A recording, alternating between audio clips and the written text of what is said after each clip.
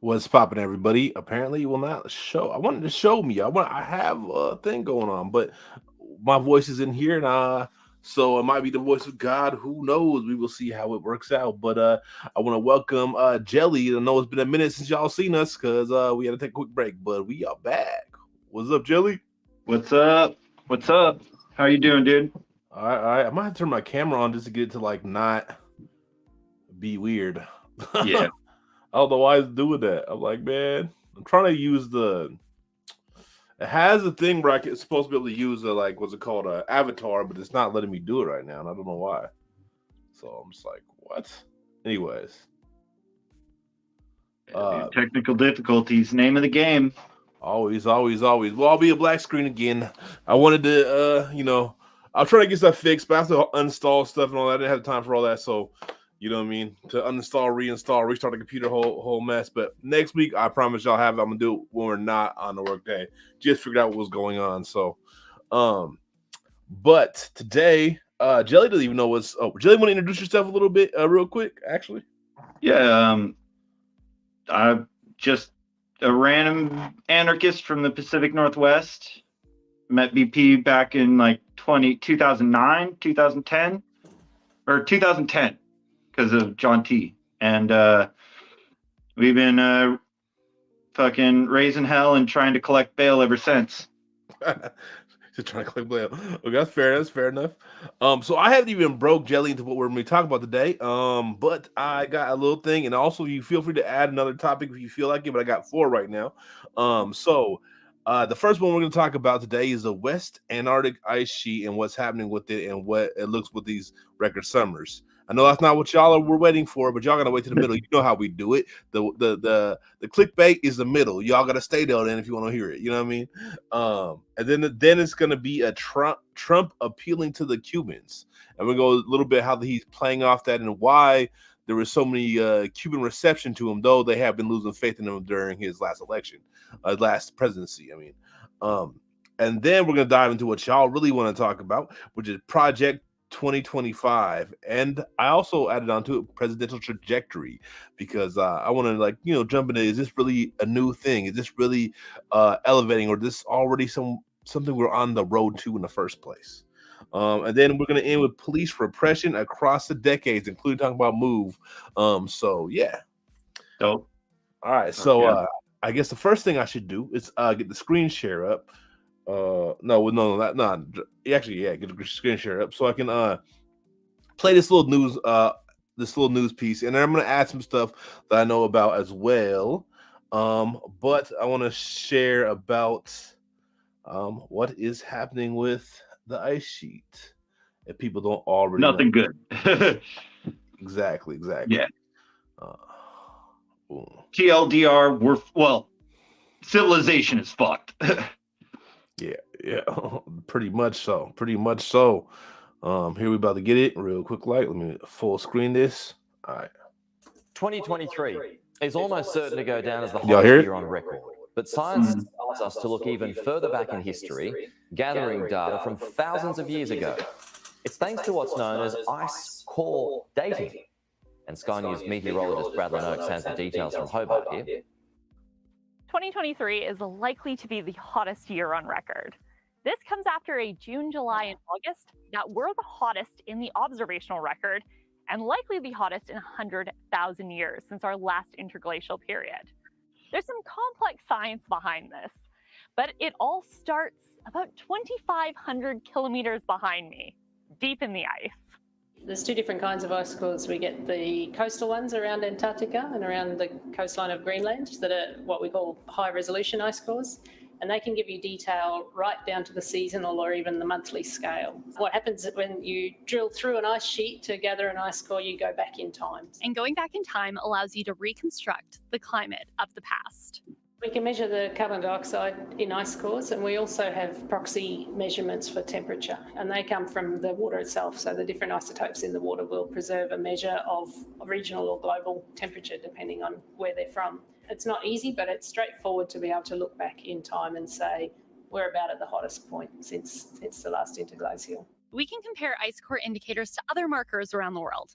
meaning that the ice keeps a detailed record. As the snow compresses into ice, it traps little bubbles in the ice, and they're like little bottles that have been put away in time. The last interglacial was a period of the Earth's geological history around 115,000 years ago, when the climate was warmer than today with a higher global sea level and smaller ice sheets. It is an important benchmark for measuring climate change and ice core sensitivity. Looking back through the longer time periods, you can see how that CO2 and temperature changes with the glacial and interglacials, but it's in a nice boundary from about 180 to 280 parts per million until we get to the modern era, where it just increases sharply. So it's probably the clearest piece of evidence of climate change through CO2 increase. And there are many other things you can measure in an ice core. And we've kind of got to the point where most of the periodic table can be measured, and those are indicators of all sorts of different things in the environment, from biomass burning and wildfires to ocean circulation or phytoplankton in the ocean. Paleoclimatology requires complex analysis, but it's how we can put together all our climate data prior to observational or human data. It's how we can say a temperature was the hottest on record or the hottest in over 100,000 years. Bradlin Oaks, Sky News Weather. Oh, fuck. It seems kind of grim, the fact they can say that all jolly, or they didn't even tell the most horrifying parts of it. You know what I mean? Because they're saying about like the ice sheets and the hottest summers and on the hottest weather we've had in recorded history, right? So why it's important is right now specifically is not only has it been the hottest summer we've ever recorded, but we just peaked the hottest time of the year for right now, which means like it's going to meet a new record of the when it comes to ice melt, when it comes there, right? Some of the things that they have been talking about is 10 feet of sea level rise in the near future, like way quicker than they've been predicting over when talking about climate change, or for like all the scientists were wrong, right? They weren't wrong in the way the Republicans or right wingers wanted them to be. They're wrong as in everybody, liberals are conservative, remind you, we're conservative with their estimates. And now we're looking at like a great catastrophe, and New Orleans is looking like being gone. Miami's looking like being gone very, very soon, like way sooner than they expected. Yep. And it's getting pretty atrocious right now. And one of the things that we got to think about too is not only the sinking of New Orleans and Miami, but like what is coming out of the ice as well, right? We talk about COVID right now. Well, there's bacteria and viruses that have been in that ice for a long time, just sitting pretty much dormant. And as the ice melts, right? And I'm sure, hey, y'all feel free to sound off in the comment section or in the chat, get down. If y'all know any more information, because I'm not a scientist, I just know a little bit about it. You know what I mean? Because I try to keep touch with what's happening to the planet because we all live here. I mean, we got to clean up the house a little bit. But when those viruses enter, we're going to see plagues. We're probably going to see plagues that we've never seen and make COVID look like the common cold. You know what I mean? So definitely, especially because these are going to be viruses and bacteria reawakening into a world where of mass human societies. At the time that these bacteria and viruses were being frozen in the ice tens or 100,000 years ago, there was no large-scale organized human societies. We had small-scale, much more nomadic or temporary, like having temporary places that people would go and stay throughout the times of the year due to like food, resources, temperature, seasonal changes and stuff. And so these are things that might have killed a few people back then. But the scale of which that these viruses and bacteria will be able to spread across the planet will be something faster than I think we've ever seen before. It's the same thing with like COVID. The reason these viruses or different types of disease can spread so quickly is because of the just-in-time logistics networks that span the entire globe. Like you need people to carry those cargo. You need people to lift the boxes. You need people to put the stuff in the stores, and all those people can get sick. And when they're moving across the planet, the chances of those types of things spreading and becoming a much greater danger than they ever pose to humans will it's not looking good. Again, yeah, I think you hit it right on the nail though a little bit earlier. It's not so much that the scientists were wrong because they don't know what they're talking about. It's more that they were trying to be as conservative as possible because they didn't want someone to poke a hole in their research and go, oh, it's all wrong.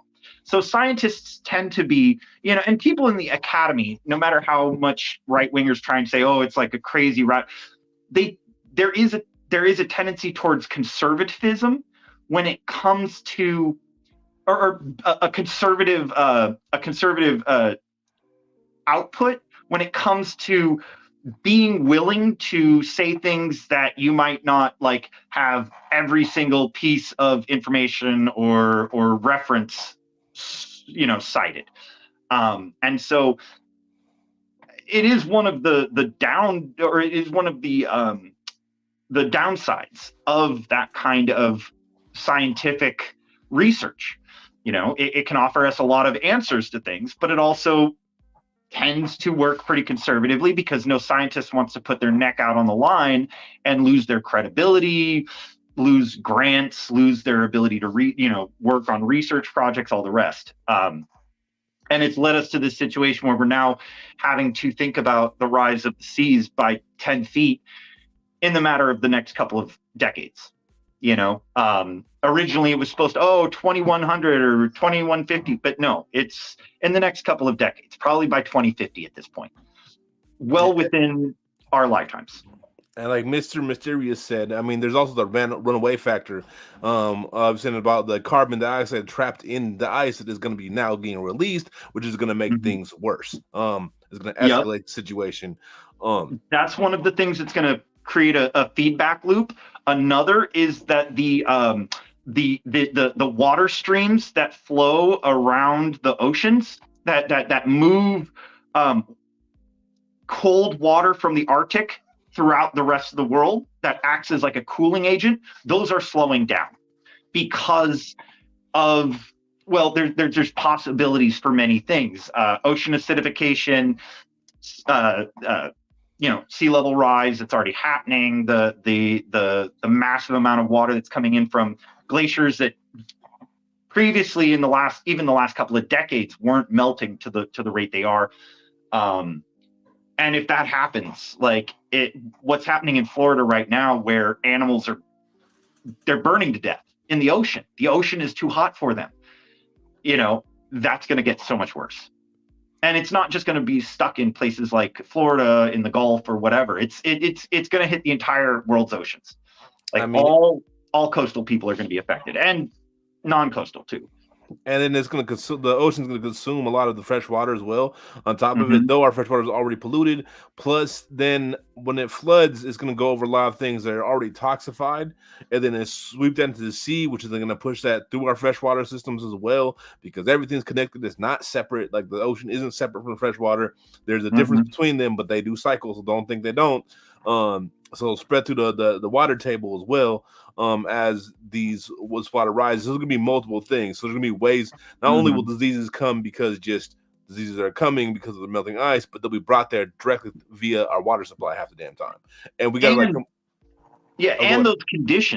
those conditions of sea level rise, like people becoming pushed out of their homes. You're going to have people having to stay in more emergency shelters, things like that. You can't socially distance in these places. You don't generally have a lot of access to hygiene. You don't have access to those types of things. And that is what spreads diseases. So even once these crises start really taking off, we're going to see the explosions of diseases in these emergency places where people don't have anywhere else to go, Nadia said there's a lot of feedback. The scariest is the cloud feedback. That's 8 degrees Celsius overnight. I mean, another thing that I know they're talking about, especially with climate change happening right now, is there's going to be a thing with the humidity, right, where you're not going to be able to sweat in certain areas, and that'll just kill people. People just mass die-offs because we need to be able to sweat, and there's a certain humidity level that we got to watch out for. And this is what's so scary about this is isn't setting a new record for the ice sheets, like whole chunks of it just going. I think they said the size of Alaska. Like we've lost the size of Alaska. Like, and it's not coming back. Like the idea of it's going to come back is no. Because if we reach a new high, we're going to have a new high next year and the year after that. So of now, we've lost Alaska. It's going to keep growing from that point forward. So it's like when we see that, and now remember, Alaska is the biggest state in the U.S. So that's literally understand the amount of mass water that's going to be going into the systems, and like I said, it's going to eat up a lot of the fresh water too, because as the floods happen, the fresh water gets contaminated with salt water, and then it's a no-go. It's all bad, and I think one of the things is people have been sleeping on this, and one of the things I always talk about, like, we can't vote our way out of this. I still see a lot of people, even in my own ciphers, like the own people who create content, for example, waiting to vote their way, politic their way out of it, right? I was like, this is not how it's happening. We're gonna fully divest, or they're gonna keep doing what they're gonna do. Mm-hmm. And this is the thing is, when I fully divest, I mean we divest to the point that we remove them from power. You see what I'm saying? But it's not looking like we headed that way, because everybody likes their creature comforts, and those creature comforts are gonna make sure that we're utterly SOL. You know what I mean? Yeah. Yeah, it's really bad, because, like, don't get me wrong, I'm not saying people shouldn't put pressure and make politicians' lives miserable to, like, pressure them to, like, pass something or something. I'm not I'm not someone who's going to say that it's, like, completely meaningless, because even if you don't get that thing passed, or that you don't put that pressure, you might meet a few people at that action that you can go and do something else with. You'll make connections with other people who are just seeking like avenues of change or trajectories out, and so that's always helpful. But yeah, like the idea that we can, that one party or the other is going to do anything about it is ridiculous, because like every Western part, like you look at like all the political parties, like across the board, like none of them have proposed anything other than like the bare minimum to like make sure that humans can kind of survive and maintain civilization a little bit. Like, but it's what they're proposing is horrific. They're proposing effectively mass eugenical slaughter. If you live in a place like Bangladesh, if you live in a place like Pakistan, if you live in a place like, Somalia, these places already have like environmental hardships and things like this because of that. Like, Pakistan just got hit with a huge earthquake and flooding. Bangladesh, the sea levels are rising, and India is effectively going to just blockade them there. Like the Indian government is not going to let people escape. You look at, we're already seeing these things. It's just a slim portent of the future, and that's what's really scary, because again, I don't think that this is the end of humans, like people like us. I think it's the end of it will be the end of organized mass society and civilization. I do think it, because the last time 100,000 years ago, our ancestors were along the caves of Africa. Like that was like they were pushed to the brink. 10 to 15,000 people. That was all it was. Like we're all related to an ancestral grandmother from that point because of how small the human population got. But if civilization had existed at that point, would it have survived? No, not at all. Not at all. And I think that that's what people really need to think about facing. All of these things we take for granted, all of these things that we just kind of go along with because it's like, yeah, well, I'm getting shit on by these people up above who are getting way more out of this, and they're extracting every little bit of like life on this planet to grind up and destroy and turn into a stupid product. And that we have to really come to terms with this, because whether we like it or not, our lives are going to be changing. Like, and we as people, adults now, our lives are going to still change dramatically, but it's not like what's going to happen to the people who right now are children, And I don't think that any there's been any serious accounting of that in the corporate and government, medias, precisely because a lot of them are using a model made by this dipshit who's talking about, oh yeah, we could gain 5, 6, 7 degrees Celsius. It'd be fine. Like, industry will still work in North America, in the Northern Hemisphere. Like, it'll get a little bit warmer. It'll be nice for us. Let's not think about the rest of the world, the global South, because it'll be mass death zones, and that's what they're talking about. And that is eugenical. Like, that is eugenical. They are effectively picking apart the world and saying which ethnic groups get to live and which gets sacrificed, so that other group can have their nice little mansions and their nice little shit distractions. I mean, yeah. I mean, not to mention that they're completely, as long-term, sacrificing the whole of at least what we know of humanity. We might have a remnant of what we were, but for their machines, for their system, right? And I think their long-term plan is listening to idiots like Elon Musk and like, we're gonna go colonize Mars. I'm like, that's ridiculous, bro. Why are you wouldn't spend all that money to colonize Mars instead of putting that money to like try to save what we got, which makes no sense. And I mean, I hate to agree with Jank. I mean, but he's right on that. Like, that's ridiculous. That is the most that's the most asinine shit on the face of the planet, literally. Like, and I think the Mr. Mystery said, from what I understand, there are like 100 companies responsible for 70% of the carbon emissions, and that's the the oil companies have their volitions based on the oil that is still on the ground. And here's the thing: is that we still mining the oil companies, and it's not even okay. So there was a discussion I was having with the comrade, right? And I feel like it kind of goes to this. I was like, look, I mentioned on Twitter as well. I was like, look, there's no way possible. The people talk about the Kardashev scale, right? Talking about the type 1 civilization. There's no way possible to become that. That is some fictional thing that some people made out of their ass. They're chasing right now. And part of chasing that lets them think they can keep going a direction and then figure out a way to fix it later, right? And the thing is, like, even if it wasn't for the fact of like the consumable fuel resources, right? Or even and we try to switch to like natural fuel resources, right? The amount of batteries we'd have to mine to be able to reach that type of society would kill us. We'll never be able to be that, and we need to be cool with that. We're not supposed to function like that. In my opinion, we're supposed to be go I ahead, feel you. To be honest, there is a new battery in development. I think one of the research facilities from it's either MIT or one of the ones in Europe.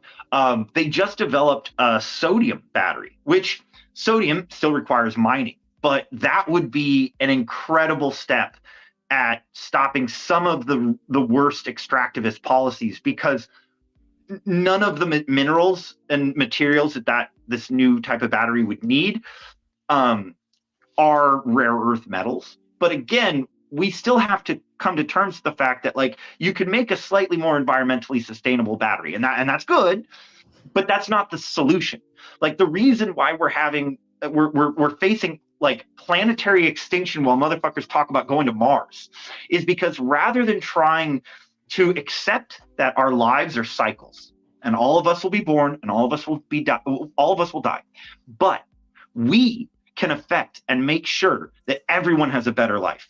Everyone has a more meaningful life. Everyone gets to do the things and has the opportunities in their lives so that they can make something and they can create something powerful that is them. Whereas the Elon Musks of the world, they are terrified of death, the physical death of their bodies. They cannot handle that idea, and they're terrified. So they want to find any solution. They want to upload their brain into a computer, even though, well, no, that's just some code now, bro. You are dead still. Like, that is just a copy of some data from your brain. They want to go to Mars, and it's like, well, how are you going to get resources there? Like, at least for the foreseeable future. Like, and we're talking decades, if not hundreds of years, you would require a lot of resources being shipped back and forth. Nah, that's how are why they going to do that? SpaceX just, another stupid rocket just blew up. Like, are you guys going to send the food up that way? Like, I don't know. I mean, that's like the story in the short I was talking about making, or long and short. It's not a short. It's like a short movie. You know what I mean? It's not like a like about 45 minutes to an hour. But if we ever make it, basically the idea and the concept of it is and there's gonna be spoilers to all y'all who watch me right now when y'all see that come out eventually, right?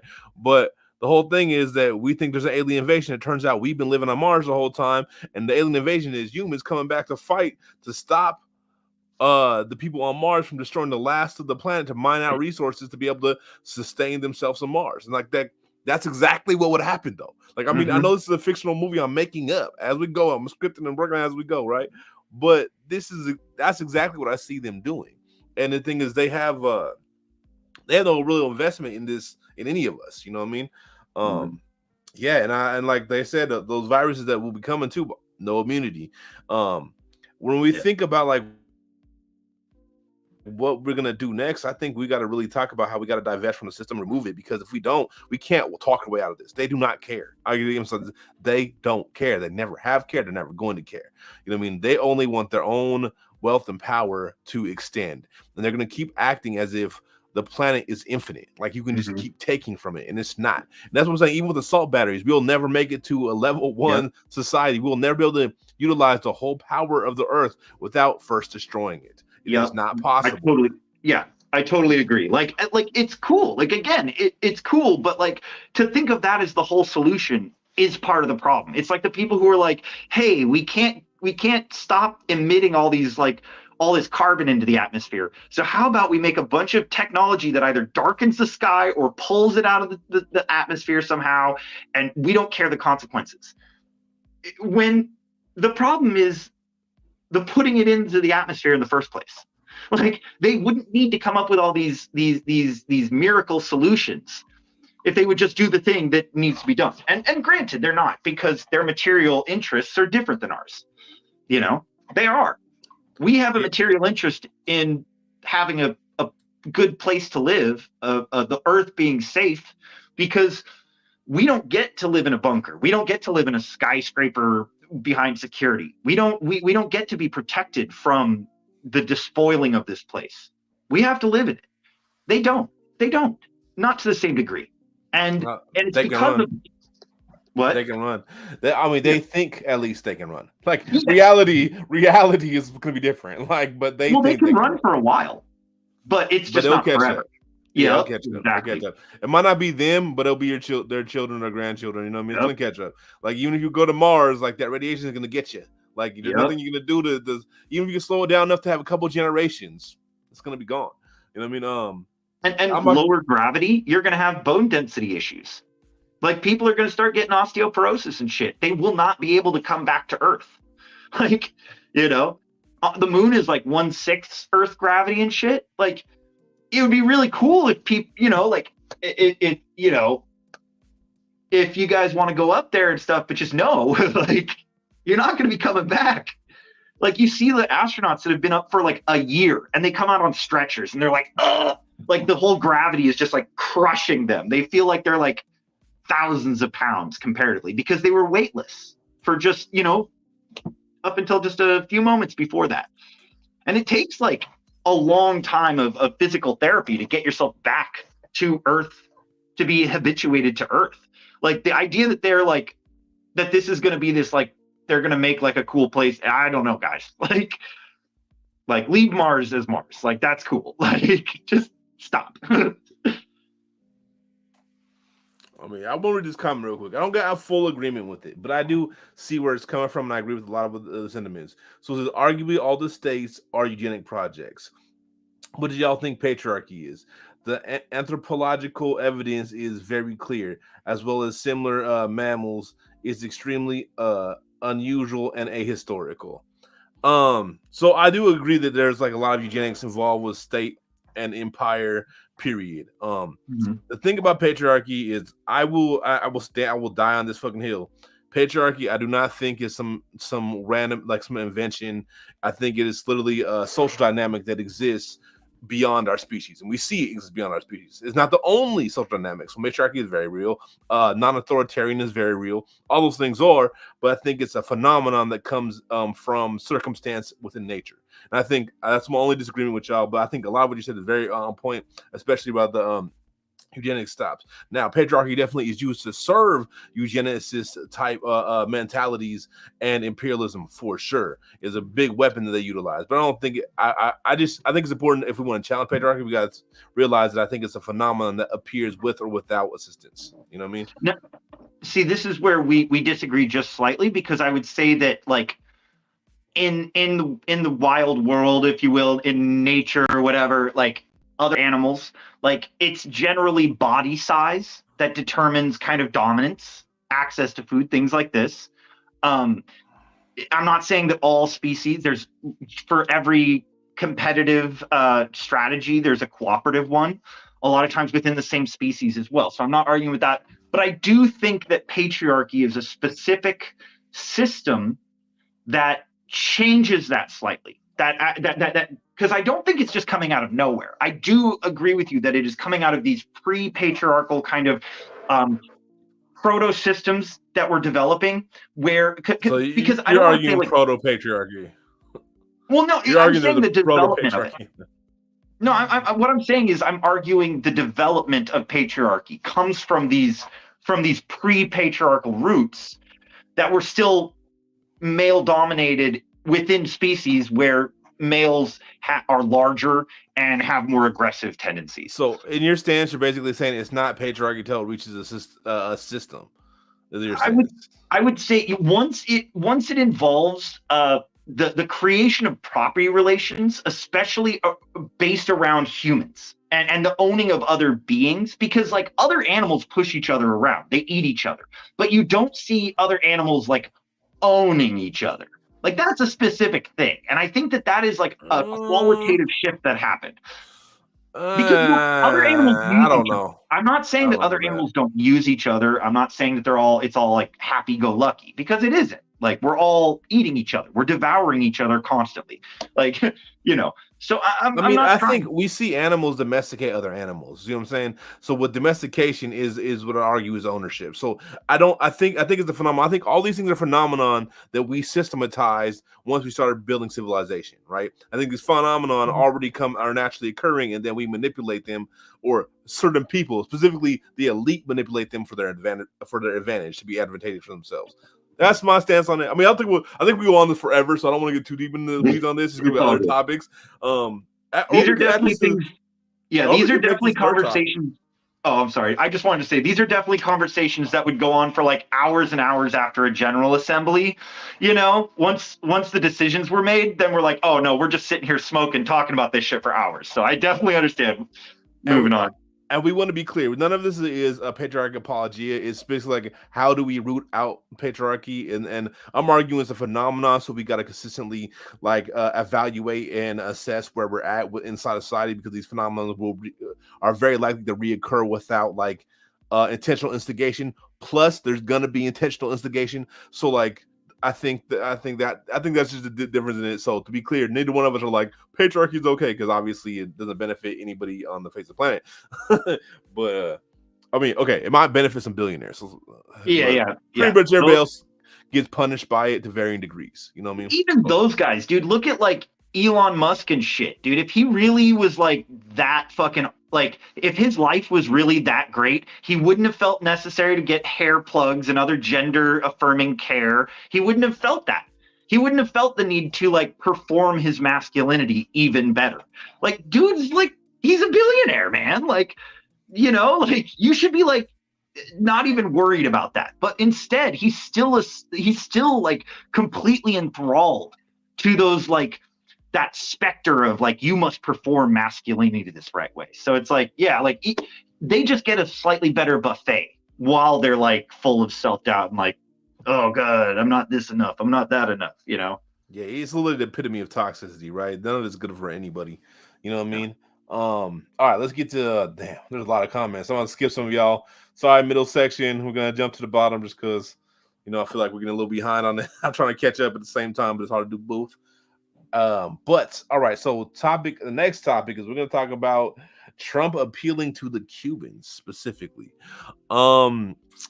Yeah, there was a whole thing that Trump played. I'll play a little thing, but he was saying that he's under attack from the Biden socialists. We know there's a lot of time, but within the context of comparing themselves to Cuba or comparing themselves to Batista, ironically, which we're gonna get a little into who Batista is in a little bit, because Batista, woo, yeah. I mean, when you talk about Batista versus the Socialist Party that is there, Viva Fidel is what I'd say.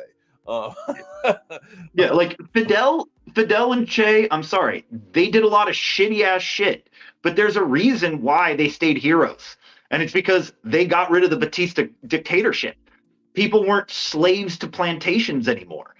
Like, you know, we can talk about, hey, maybe there's something, you know, like what they did during the AIDS crisis wasn't good, the treatment of queer people, these different things. Yes, we can talk about this, but we also have to be honest that, like, literally it was like what, the first country in Latin America to recognize like Afro-Caribbean, Afro-Cuban people, like as members of society. Like, you know, like, we don't need to toot their horn to be like, yo, Batista was a lot worse, guys. Like, yeah, we'll dive into that in a second, but I think I'm gonna play this little clip from TYT. You know, I'm not a fan. I do not say subscribe. Do not subscribe to them. That is my stance. They're liberals. They are not really our friends, but sometimes they, you know, a good place to get news from. So here we go.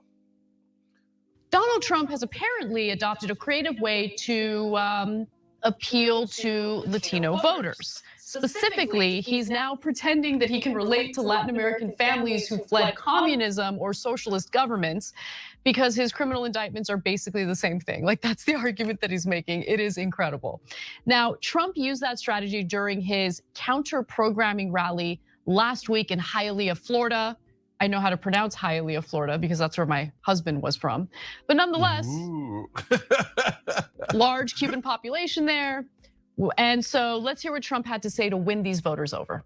Crooked Joe Biden and the radical left Democrats are turning the United States into communist Cuba. And you know, because we have a lot of great Cubans here. We have some great Cubans here.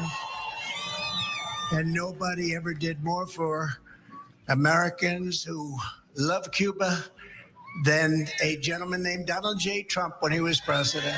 Just like the Cuban regime, the Biden regime is trying to put their political opponents in jail, shutting down free speech, taking bribes and kickbacks to enrich themselves and their very spoiled children. My children aren't so spoiled, are they, huh? Rigging and cheating in elections, using the fake news media to cover up their colossal incompetence. Okay, so there's so oh boy. So many levels there. So many levels. That's all I want. I just steal that little piece from them. I don't really care about their takes. Their takes are also bad, by the way, so don't watch the whole thing, but their takes are also bad. I mean, they're good at clowning him, but then they, you know, liberalism and apology for the U.S. Yeah, I would say the only reason I actually do ever watch the Young Turks is to be aware of what, you know, slightly progressive, slightly kind of, you know, that kind of area the Democrats are like kind of talking about, you know. Yeah, it's the same reason I watch Fox News and MSNBC and CNN and all the rest, because I want to know what they're saying, not because I think it's important to, you know, but yeah. I mean, I could critique them and what they said too, but I don't even want to like dive into that. I want to focus on Trump and focus on the things he was actually saying. So interesting, he starts off with like talking about like Cubans who love Cuba, and I'm like, wait, they love Batista. They don't love Cuba. They love Batista's Cuba. There's two different Cubas, right? It's like saying the natives who love turtle or America, right? It's like wait. They loved the pre-colonialist America, not new America, or the ones that do aren't necessarily the ones that are on indigenous people's side. And then it's reversed when it comes to Batista versus now. Like it's like, okay, Batista, like that dude would like sex traffic their own people to the Americans. He was a shield for American corporations, fucking with the mafia left and right. And now, don't get it wrong, I'm a libertarian, but the mafia is lumping bourgeoisie. It's not the same shit. Like, you feel me? So, yeah, I mean, there's like all these different factors when you talk about like Batista would qualify if it was a war as a war criminal. Now, it was no war. He was just abusing the people or the people. Well, not his people because they don't belong to him, but oh man, it's wild to think about like how he's utilizing it. People are really confused, like how all these brown people like him. Well, here's the thing: is the Cubans that are cheering for him are the Cubans who support imperialism and support imperialism. That's why they ran from Fidel. Ran from Fidel because their interests were with America and were with colonization and was with that and not their own people. Hell, dude, you even still hear like older, because again, like the Cuban. The Cuban population tends to still be a bit more conservative than the overall like Latino population, but it falls pretty firmly in line with like white Hispanic, like the people who would identify as both white and Hispanic on the census. But that separation is starting to happen. Some of the younger Cubans are like, my parents are kind of cringe, like because you know. But you'll still hear these older Cubans talking about, all the land that they lost, their plantation of this or that. And it's like, bro, who was working there? Literal slaves. Shut the fuck up. Like, you're lucky you're in America and not like facing fucking justice from the people you enslaved. Like, goddamn. But it's also very telling that Trump is signaling specifically, like not saying it maybe, but specifically signaling to the reactionary Cuban population, the base, precisely because of how white it is. You know, they tend to be whiter people. They had more privilege in Cuba under the dictatorship. They had money. They owned land. You know, and so what I think he's doing is the Republicans are really trying hard to like get that white Hispanic vote. They know that they won't get the vote, the Latino vote or the Hispanic vote that doesn't identify that way, because their racist policies are affecting them daily. But there's a lot of white Hispanic people who are like, nah, fuck you guys, go cross the border, like come in legally or blah, blah, blah, blah, blah. And you're like, yeah, well, how did, what about your family? What about their family? Like, oh, you guys were here before the borders? Like, well, shouldn't shut the fuck up. But that is one of those tensions that is there. And I think that, to be honest, Trump is smart to try and use it. He is. He's a shithead, but dude knows to read the room. Like, we can't say that he's like, he doesn't have at least some smarts on what people want to hear. You know, he was the first motherfucker who was like, oh, Bibi's got to resign. People don't like him over there. He's got to resign. You know, like, and it's not because he has any philosophical or political ideology or principles or philosophies behind that. He just knows how to read the room. He's like, oh, a bunch of people are saying this thing. Yeah, I agree with them. They're really cool, guys. You know, so I'm not surprised. I mean, I don't think he's that smart. I think he has someone tell him like, look, the Cubans have a lot of red-leaning people. Just play into that. Talk shit about Cuba and the current government. I don't even think he knows the history of what happened in Cuba, really. Like, I'll be surprised if Donald Trump does. Now, every other president, yes. Him, I question. No. I'm not saying that he knows the history. I'm saying that he knows that those guys are white. Oh yeah, I'm not saying he knows the history.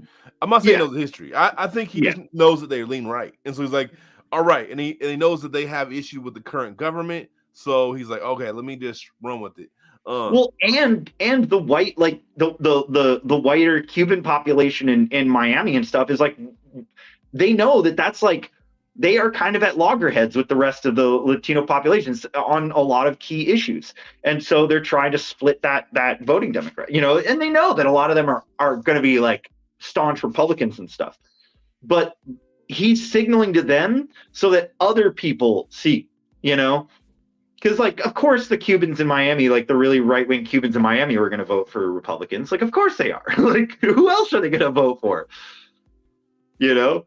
somebody who's like, hey guys, we should have a slightly higher tax. And they're like, communist. Joe Biden's a communist. It's like, man, fuck, dude. I wish, dude. What are you guys talking about? Like, I'm not even down for a communist dictator shit or anything like that. But damn, dude, it would be kind of cool if it wasn't just this. Oh, man. And like, I really wish Biden was the Fidel communist for real. That'd be great. That'd be great.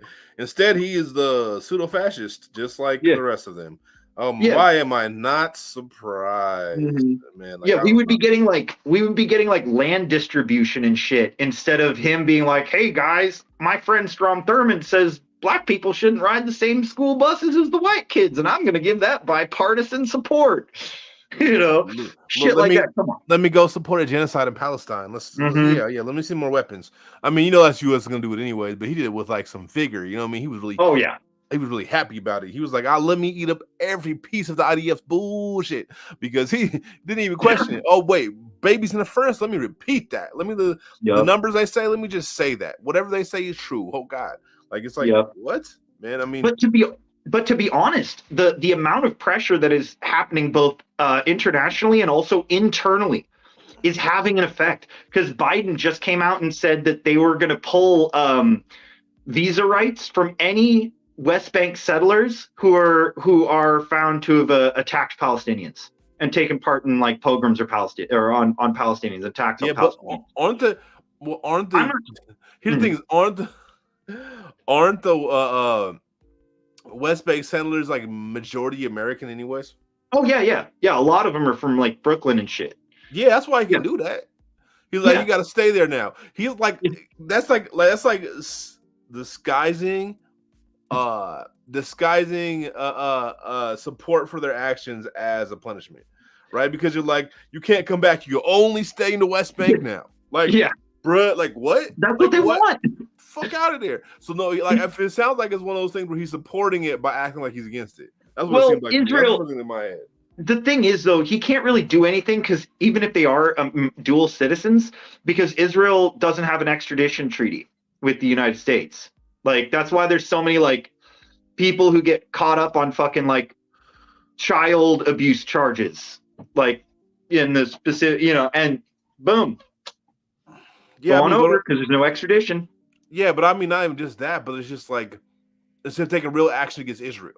Oh, no, I totally get you. Like, what I'm saying is that he wouldn't have said that or even proposed this if it wasn't for him being like, shit, we might actually lose a portion of the Democratic base who's just calling him Genocide Joe now. Like he's afraid of like losing re-election because of this, I think, and other failures.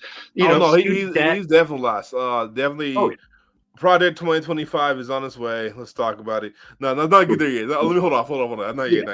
I was about to jump the gun West End to talk about it. I was like, wait, let's not talk about it yet. We'll be talking about it soon, but not yet. I also, by the way, we're gonna watch a full second thought video when we get to that, because I want to respond to their things. I want, and I'm pretty sure you haven't seen it yet, right? No. Okay. We're gonna watch the full thing. We might pause it and comment in between. So for that section, it's gonna be a little bit longer section. So we can try to bail through this stuff as quick as possible. But one thing I want to say, going back to like Cuba and America, U.S. supported Batista regime. Like U.S. supported, it was U.S. interest that made it so terrible. So the rich capitalists can go make a whole bunch of money so they can make it their playground. It was known as America's playground. You know what I mean? This is a country. That means these are people that are seen as toys to be played with, right? Yep. And so that was a big thing. And then everybody wants to talk about like even like this Cat Kennedy being a good guy, but like let's be real, man. They've been on this fuck shit when it comes to Cuba the whole time, because Kennedy was dropping bombs on fucking Cuba to motherfucking fight against the communists, right? So like this dude is supposed to be everybody's fucking hero. This dude ain't no hero. That dude's a piece of shit too. Yeah, Kennedy almost started World War III, dude, because of the Cuban Missile Crisis and shit. Like he was ready to like nuke that shit, dude. Like start World War III. Yeah. So and I got no love for the USSR, but they were the ones who actually de-escalated that one. Thank fucking the stars, dude. Oh yeah. Man, I mean, I don't know if I was I agree with them. I was more on Shay's level, man. I feel like Shay would have had a better argument than they did. I'm like, man. Now, yeah. I mean, they for me, how I view that very differently, right? I view that as, let's be real. I'm gonna say blatantly, sorry, white people. White people not having the back of the global South. Period. That's why the fucking Russian pulled it. Is like, it's not good for us. Fuck what the global South needs. Yeah. Fuck with the global South being liberated. It was about, you know what I mean? And now I'm not gonna put all my eggs in Shay and Fidel's basket by any means. Don't get me wrong, or specifically Shay's basket. I'm not gonna do that. However, regardless, we know what the intention of Shay was, which was the unified global South against the colonialists, so they could liberate and offload the shackles, and that was what was being what Fidel was, and the Russians were like, no, we can't, because the Russians were like, no, and Fidel was like, well, we got to keep them on our side, and Shay was like, nah, we need to we need our weapons, we need to be able to stand up against America, you know what I mean? So that context is crucial. So I really, it was anti-USSR, because I feel like that would have been that might have been a better world for a lot of people if Shay would have made their moves. Now, I'm not going to say that it would have been just Shay, but the events they would have triggered could have really actually liberated this world. And it would have been ugly. I'm not going to say it wouldn't have been ugly. It would have been an ugly fight. But that was one of the times where it was getting closer. And now I'm not saying that again, I'm saying triggered, not that he would have been the one that leaded to it, if that makes any sense. So please don't misunderstand me, folks. I'm not advocating any authoritarian anything. So I'm being real. I'll be straightforward. I'm like anti-authoritarian all the way when it comes to that stuff. But I do see what that could have triggered, especially with the way he was moving from country to country to get the most oppressed and marginalized countries and peoples to unify together against the fight against imperialism. And that's what like Fidel pulled the plug on and Russians pulled the plug on. So I view that very different. I view that like, oh, fuck that shit, man. I was saying that about the USSR specifically in the context of them they sent like statements to the US State Department and shit like that. They were like literally trying to be like, yo, we cannot start World War III, you know, and Kennedy's advisors were also being like, come on, man, you cannot do this. And Kennedy was kind of the mind, apparently, that he was like, you know, they only have like 1 or 2, we could get away with it. And they were like, no, do not do this. Like, Jesus Christ, bro. Like, it's just off the coast. Like, what are you doing? Yeah. Yeah. Oh, yeah. Man. But so now when we see him doing that, I do see the moves that Trump was making there being something that could be very advantageous to their goals of now we're going to jump into it, Project 2025. Okay, we're going to jump into Second Thought's take on this first, y'all. Okay. We're going to go over this video. We might pause a few spots. We might go mainly straight through because I want to get to the other side so we can have a whole conversation. Or we might pause in segments. I can't remember. I saw it already, but I can't remember what the order was. So if it's a specific order that works for us, we might pause and talk about it, go a little bit more. Because I feel like I want to dive into what they say because I have some critiques of what they said. But I feel like they have a lot of good information that could be shared. But I also want to talk about trajectory of the presidents. And is this really something that is a Republican thing, or is this more across the hall than we might think? You know? Yeah. So let's get it. Oh, here we go. And shaving. It's almost that time again. Election season is bearing down on us, and we have some truly strong contenders this cycle. In the red corner, we've got Florida Man, the Penguin, this guy, literally the only black Republican in the Senate, and of course, the God Emperor himself, the man who's so confident that he won't even show up for debates, Donald Trump. And in the blue corner, we've got Oprah's spiritual advisor, Hassan's uncle, the chairman of a gelato company, and the reigning champion, the man who may or may not remember how he got there, Joe Biden. Yes, it's really shaping up to be a once-in-a-lifetime election season, and as always, a life-and-death struggle for democracy and the very soul of the nation, as they all seem to be these days, despite very few differences in Republican and Democratic governments. But there is one thing that actually does make this election cycle a bit different. Conservatives have been lurching towards fascism for years, with the Democrats not far behind, though historically they've been a little more subtle about it. But recently, the American right has dropped a hot new single, Project 2025. If you thought they were bad before, just wait till you get a load of this. In today's episode, we're taking a look at the new conservative plan to seize total control and what it means for the future of the country. Brace yourself. Okay, Project 2025. What is it? Spearheaded by the Heritage Foundation, Project 2025 is a massive 920-page conservative manifesto detailing how they intend to give the president vastly more power, destroy bureaucracy, root out woke propaganda, appoint vetted far-right freedom fighters at every level of government, and have it all ready to implement the day the next conservative president is elected, which they assume will be 2025, hence the name. Despite Trump obviously being the favorite, the plan is not dependent on any particular candidate winning, but can be implemented with any figurehead at the reins, who will become essentially completely unaccountable.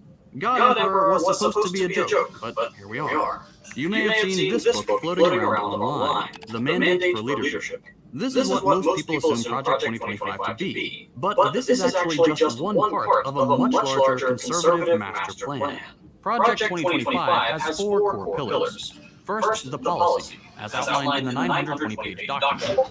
This is where all the heinous and frankly disturbing policy proposals live. And don't worry, we'll look at some of those in a bit. 2, the personnel database, which has been described as the conservative LinkedIn, as if LinkedIn wasn't cringe enough already.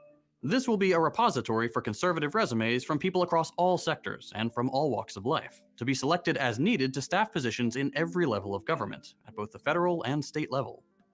3, training. They've got a new online institute, basically PragerU, but for people who like to wear poorly tailored suits and fantasize about rolling back environmental regulations. This training program will create willing and able soldiers to serve on the front lines in the war on the woke cabal of the deep state. And finally, 4, the 180-day playbook, a step-by-step guide for the new conservative emperor to systematically implement the policies listed in the manifesto. Think IKEA assembly instructions, but for fascism. These 4 pillars are the key components of the project, and taken together, they offer a pretty comprehensive vision for the dystopian future the right hopes to usher in. It's all pretty alarming. But where exactly does this come from? Let's take a look at some of the names behind the project. If you flip through the first pages of the PDF, because let's be honest, we're not about to give the Heritage Foundation $35, you'll find a list of far-right think tanks, advisory groups, and business and government figures who contributed to the project. Some of the names include Donald Devine, once called by the Washington Post Reagan's terrible swift sword of the civil service, for his eagerness to slash spending and fire people. Stephen Moore, the well-known conservative author and right-wing economist, with such credentials as working for the very legitimate FreedomWorks and serving as a Fox News contributor. And Peter Navarro, who is notable for being one of just 3 people who worked with Trump for the duration of his term without being fired. He's also a little bit obsessed with China, having written 3 truly awful books on the subject: The Coming China Wars, Death by China, and Crouching Tiger. The manifesto credits 35 total authors, as well as dozens of contributors, all with their credentials listed. It's about what you'd expect. A lot of people from the Heritage Foundation, some military goons, a smattering of former Trump officials, extremist economists, and a considerable number of people who have worked in climate, energy, immigration, and legal positions under conservative governments. What you won't see a lot of in the acknowledgements is religious credentials, which you'd think would be important given how much the document leans on Christian language. This should be your first indication that maybe the people who loudly proclaim their faith aren't really all that Christian, and they're just using it to win brownie points among their religious conservative audience. There's actually a lot of overlap here with the topic of our last video on Christian nationalism. These people use religious rhetoric, but a little bit of digging reveals that the God they pray to is not the God of the Bible, but a mythologized vision of America itself. Much like fascists throughout history have relied on a glorious false past to act as a North Star to guide them into the Promised Land, so too have American fascists wrapped themselves in comforting mythology, proving that what they are doing is not only just, but divinely inspired. When you have a higher power on your side, it's pretty easy to justify horrific acts. Okay, with the brains behind the project out of the way, let's get into the nitty-gritty. What exactly do these people want? What's their end goal? Well, there are 4 main priorities. In their words, they want to 1.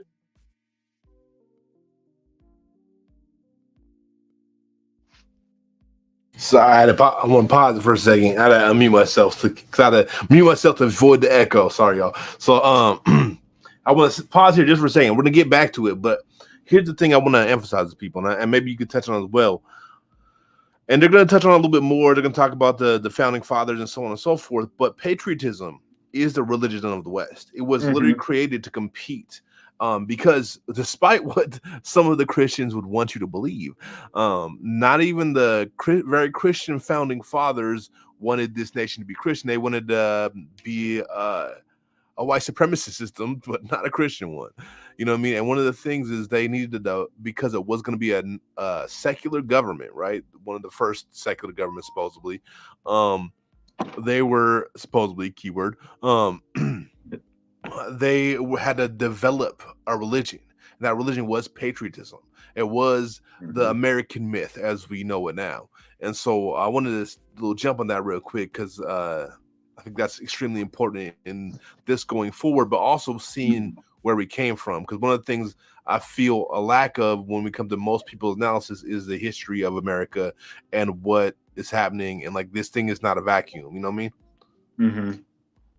Yeah, how these founding myths were formed, you know, how those founding myths were formed, and yeah, because like again, you know, all the founding fathers, even the Christian ones, they kind of had a little bit different of beliefs, you know, and so they were like, ooh, we want to be rich guys, but we also don't want to get persecuted by the government. That's what we want to do to other people.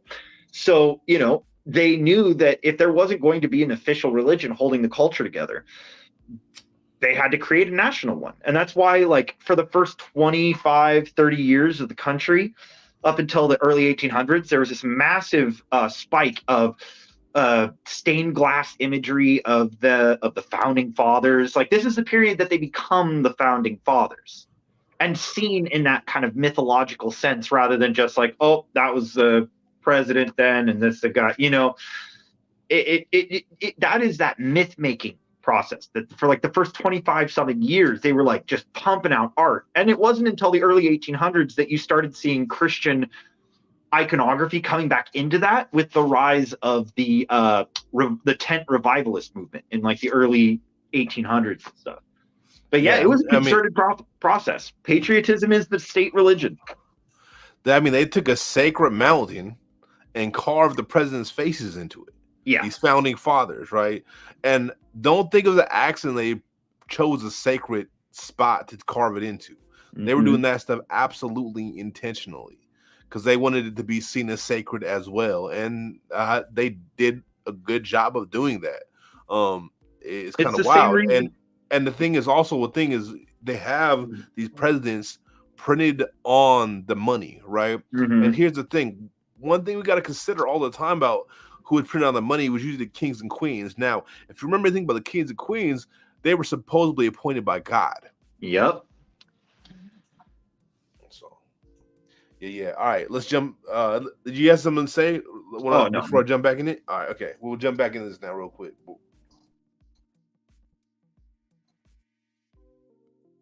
Restore the family as the centerpiece of American life and protect our children. 2. Dismantle the administrative state and return self-governance to the American people. 3. Defend our nation's sovereignty, borders, and bounty against global threats. And 4. Secure our God-given individual rights to live freely. What our Constitution calls the blessings of liberty. Okay, you can probably already see where some of this is going, but let's start with the boring stuff. The nuts and bolts of manipulating the federal government to serve the right. A lot of this project centers around gutting what's called the administrative state. This is stuff like the EPA, FEMA, HUD, the Fed, stuff like that. The humdrum logistical stuff that nonetheless often plays an important role. Or sometimes not. Looking at you, DHS. There's a lot of this stuff. So much so that it's often called the fourth branch of government, and it deals with the day-to-day operations of the country, everything from transportation to environmental regulations, food and water safety, and so on. Most of these agencies are created when a law is passed that makes people think, there really should be a group of people responsible for making sure food is safe for consumption, or whatever. The government slaps together an elite team of nerds, that is to say, subject matter experts, people who actually know what they're talking about, and there you go, you've got the FDA. The FDA then takes over the task of enforcing whatever regulations they come up with in administrative courts. But this is all really boring. All you need to know is that a lot fewer people die because the FDA exists, and we have fewer polluted rivers and extinct species because the EPA exists. Conservatives don't really like rules in general, especially rules that protect the environment or poor people, so these agencies need to go. It's not good enough that the president can appoint the heads of these admin agencies, for example, Trump appointing a fossil fuel executive to head the EPA. No, conservatives want complete power over everyone in these agencies. Because right now, the subject matter experts at, say, the EPA are not beholden to politics. They just come to work and try to figure out how to protect snails or something. Much of the argument here centers around whether these agencies are constitutional. Conservatives like to claim that since the Constitution didn't explicitly say federal agencies like these were part of their master plan, they're government overreach and should be dismantled. Historically, federal courts have disagreed with this assessment, so until now, we can rest assured that our milk has been pasteurized and our water isn't contaminated with lead. But here's the thing with the whole constitutionality argument. Who cares? Most countries around the world scrap their constitutions entirely when the people decide they're no longer relevant or they need to be overhauled. Only the United States has this weird reverence for the Constitution and the Founding Fathers. Part of that is due to the relatively short history of the country. The US has only really existed for a couple hundred years. When you look around the world and see some of your peer nations have a couple thousand years of history, you might feel the need to mythologize your past just a little bit to make your nation seem special. The Founding Fathers have been elevated to godlike status, especially among conservatives. But the truth is, they were a bunch of frat boys. Okay, not all of them. Ben Franklin was 70 and Washington was 44. But a lot of them, dear viewer, are younger than you are right now. Alexander Hamilton, the one with the annoying fan club, he was 21. And he wasn't even the youngest. Anyway, the point is, when you look at historical events without the rose tint of mythology, you see a bunch of normal people just kind of making it up as they go along. It's normal that things change over the centuries. What's considered constitutional should reflect the values and norms of the time. Normal racists. Aside, let's get back to the goals of Project 2025. We talked about the boring stuff, wanting to gut the administrative state, but what else is in there? It's 920 pages after all, they've got to have some other ideas. Well, a lot of it is what you might expect. As Trump stated on numerous occasions, they want to kick the cultural Marxists out of the Department of Education, demolish the deep state, and combat woke ideology at all levels of government. They plan to do this by making extensive use of Schedule F, a piece of legislation established at the federal level by Trump, which allows the president to fire federal government officials at will, presumably for not sufficiently bending the knee. The project calls for an executive branch with essentially unchecked power, making the president basically unaccountable to Congress. They want to dismantle the liberal system to build one more favorable to conservatives. That means scrapping environmental protections, moving away from globalism, punishing corporations for DEI language, which is funny because it sounds like they actually think these corporations genuinely believe their DEI statements. They want to escalate tensions with China by ending economic engagement entirely, crack down on immigration, criminalize LGBT expression. They claim that any talk of gender, gender identity, and so on is pornography and should be banned, and has no First Amendment protections. They want to scrap labor discrimination policies, quote, maintain a biblically based, social science reinforced definition of family, meaning scrap protections for same-sex marriage, and plan to, quote, secure our God-given individual rights to live freely, unless of course you're one of the aforementioned groups they intend to criminalize out of existence. In that vein, to touch very briefly on their views on pornography, if you read the text, they basically just mean any discussion of gender, abortion, or any identity other than straight and cisgender.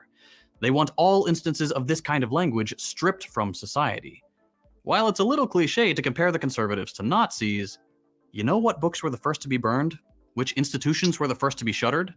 Books on gender and sexuality, and institutions that studied these topics. But okay, we know elected conservatives are like one step removed from outright fascism at this point. But how are they justifying this? Yes, we all know they just forced this stuff through if they could. But at least for now, they still have to play by the rules of Western liberalism. So the key to their plan is to lean on unitary executive theory, which dates back to the devil himself, Ronald Reagan.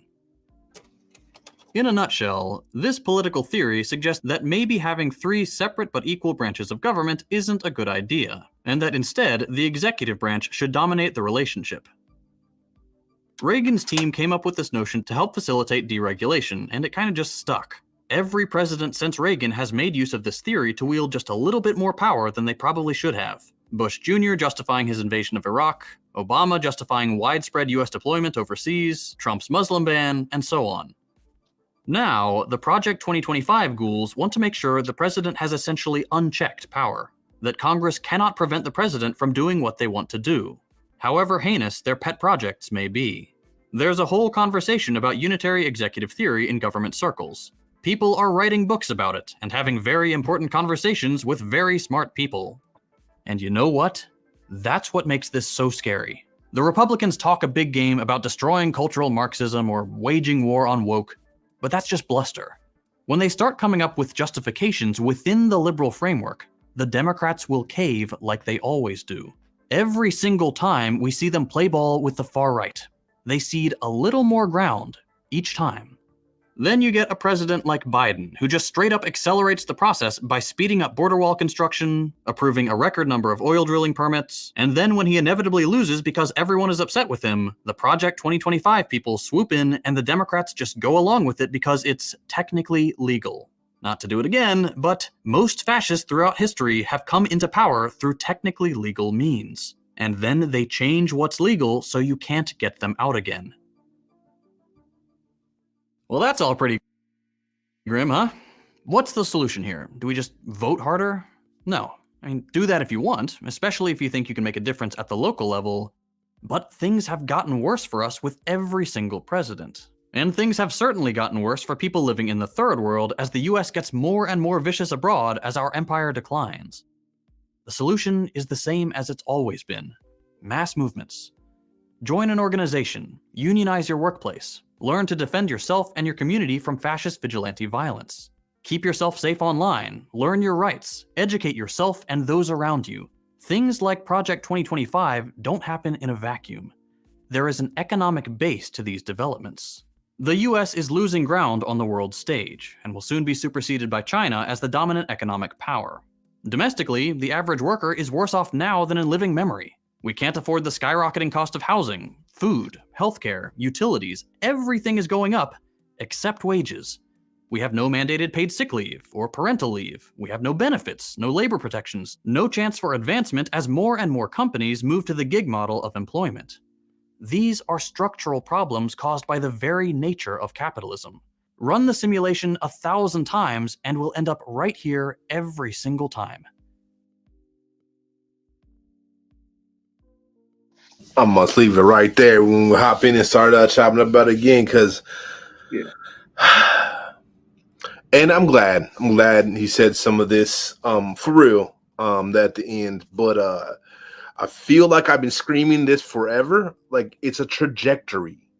Mm-hmm. Everybody's like 2025, right? Probably 2025. That was the trajectory it was already on. It's not about Democrat or Republican. Like, the thing is, like, oh, the Republicans want to, yeah, that's the role that is meant to play. You're supposed to see that way. But it's going to give both parties like that power, right? But the problem is they're both far right parties. Like, they both have the same agenda, and that agenda is capitalism, right? And I think one of the things that I see people overlook, and like I said, I'm glad he pointed out this, because it's like, it means maybe I'm not going to keep screaming at the wall, right? Like, I feel like I'm screaming into the void sometimes, but I'm like, look, it's the elections, as long as I've lived, at least, and really by my understanding of history, which I feel like a lot of is what's lacking right now, it's always been a trajectory. And we even go back to the very first president, right? That motherfucker has so much power that he used one half of the military to kill another half of it. You know, the half he didn't want to pay. Interestingly enough. Yeah, when the Continental Army marched on the army because they hadn't been paid in like 9 months or something. Like, they didn't even have anything to send their families back, like food or anything. And they had these officers who were having like fucking prime eating and stuff. So they were like, no. and they tried to like say that they would, they were demanding pay for their families and stuff, so their families could get food. And Washington ordered the other half of the Continental Congress to fire on them. I do want to just warn you really quick, dude. My phone cord is like crap, so I'm at really, really low battery. So if it just, that's where I went. Oh, shit. It's just the cord. It's not, it's kind of wonky. So. All right. Bet. But and I know this the Project 25 horrified people, right? But I was like, for me, I just see the same thing I've been seeing and been screaming about since the first time I really had political literacy. I won't say political awareness. I always had some degree of political awareness, but I didn't have political literacy, right? So it's been on this trajectory, and it's been any barriers put up because of the response of the people. And I think that's what the good thing he started really staying on the end is that we don't need to really engage with the election process. I've been screaming this forever. I've been like, don't vote. It just sets us back. Don't worry about it. I mean, if you want to vote, just mark the paper, but don't start campaigning for these fools. Don't start like making it the center of conversation because don't draw people's energy into it. Like, you vote, whatever, cool. You did your thing. You got your little sticker, but like, don't get everyone so focused on that everything else falls to the wayside. Yeah, and that's what I see a lot of people doing with the Project 2025 thing. Is they use a lot of people like, we gotta vote for Biden. Now, I'm not voting for the genocidal maniac. Like, that's not what's gonna happen. We do not avoid fascism by voting for a fascist. And I gotta be very clear. That's not how we avoid fascism, right? Yeah. The thing is, I'm really glad, like I said, second thought, because I was really scared that second thought was going with the liberal thing. Like, we need a Bernie Sanders and that. No, man, no. I'm sorry. I know some Bernie Sanders lovers in the audience, but I can't get with it. You know what I mean? Mm-hmm. What we need is people power. Yep. Power of the people. The same things that we saw the Panthers struggle for, the same things we saw the BLA struggle for, the same things we've seen unions struggle for, like anarchists struggle for the whole time of this existence of this country and far beyond before that. You know what I mean? So like, it's like, we gotta see what we actually have. The leverage we have is our power, right? Mm-hmm. That's why even you got Biden to cave to some degree, and now it's really a pivot more than cave, but still. About people showing up, blocking stuff, costing money. And when I also want to say this, when we talk about actions, right, we need to not just be marching in the streets. We need to know what we are affecting, and we need to affect it. You know what I mean? So whether you're trying to block a boat that's trying to ship guns to Palestine, to Israel, to attack Palestinians, right? Whether you're trying to shut down commerce and have an economic impact on specific corporations, we got to understand these different targets we're taking, right? Because the effects we need to have are caused by us making them feel it, right? And then where do you feel it? Where do they feel it the quickest? The pocket, right? Yeah. So that's a quick way to attack their pockets, right? Attack them to be able to function. Now, when we see Project 2025 go into effect, if it happens, right? People are going to be so caught up in Republicans, they're not going to see what the Blues do. Because the thing is, the Blues are going to do the same thing, because the idea of it being two different teams fighting against each other is a fucking lie. Like, I would say that they serve two different functions of the same thing. Well, yeah, it's the same agenda of capitalism. One's the iron fist and one's the velvet glove. I mean, I know we've talked about it a billion times, right? And also the Republicans push things far. They push things to the right. And then the Democrats act as almost like a ratchet where you can keep going to the right, but there's a lock to how far you can go back. And that's what they do. They let the Republicans go just as far right as they want to. And then anyone who goes, hey, guys, things have gotten really right wing. They're like, no, we can't go back any further. No, it's what they've been doing my entire life. It's a collaborative effort, is what I'm saying. Like, they're not opposed to each other. That's what they want us to believe that they are. But it's a collaborative effort, you know what I mean? Because they go to the same dinner parties.